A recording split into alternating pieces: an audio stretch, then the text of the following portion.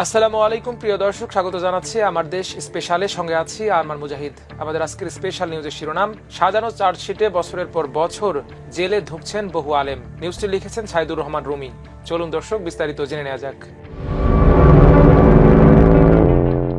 সাবেক অর্থমন্ত্রী শাহ এএসএম কিবরিয়া হত্যা মামলায় দফায় দফায় পাল্টানো ও বিতর্কিত চার্জশিটের কারণে বছরের পর বছর ধরে কারাগারে অন্তরীণ রয়েছেন বহু নিরপরাধ আলেম। আমার দেশের অনুসন্ধানে দেখা যায়, কিবরিয়া হত্যা মামলায় নিম্ন আদালতে মোট 3 বার চার্জশিট দাখিল করা হয়, যার একটির সঙ্গে আরেকটির কোনো মিল নেই।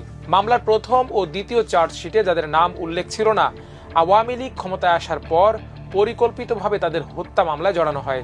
একই মামলায় বিএনপি নেতা লুৎফুজ্জামান বাবর, সাবেক মেয়র আরিফুল হক চৌধুরী, জি.কে. গৌস সহ অধিকাংশ রাজনৈতিক আসামি জামিনে মুক্ত হলেও আলেমরা এখনও জেলের ঘানি টানছেন।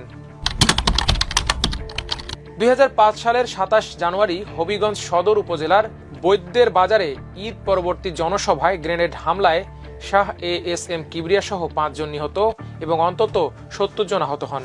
ঘটনার পরদিন হবিগঞ্জ জেলা আওয়ামী লীগের তৎকালীন সাংগঠনিক সম্পাদক আব্দুল মজিদ খান হত্যা মামলা দায়ের করেন।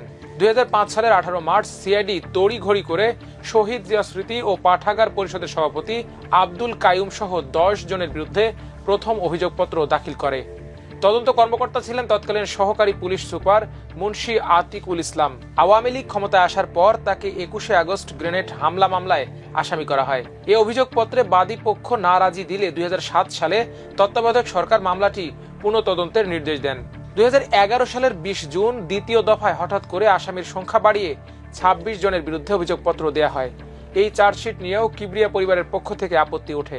সবশেষ 2015 সালে 11 মার্চ সিআইডির তৃতীয় তদন্তকারী কর্মকর্তা মেহেরুন নেসা পারুল 35 জনের বিরুদ্ধে অভিযোগপত্র দাখিল করেন। এই চার্জশিটেই সম্পূর্ণ অপ্রাসঙ্গিকভাবে বিরোধী দল ও তথাকথিত জঙ্গি সম্পৃক্ততার প্রমাণ দেখাতে স্বনামধন্য কয়েকজন আলেমকে যুক্ত করা হয়।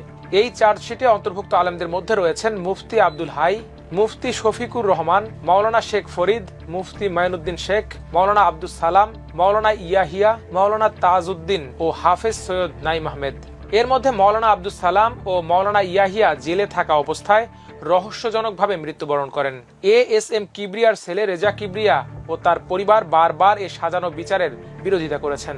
বন্দী আলেমদের মধ্যে হাফেজ সৈয়দ নাইম আহমেদ ছিলেন সুনামগঞ্জ জগন্নাথপুর এলাকার জমিয়তে উলামা ইসলামের জনপ্রিয় নেতা। 2006 সালে একবার তিনি গ্রেপ্তার হন। আওয়ামী লীগ ক্ষমতায় আসার পর তাকে নতুন করে কিবরিয়া সহ বিভিন্ন মিথ্যা মামলায় জড়ানো হয়।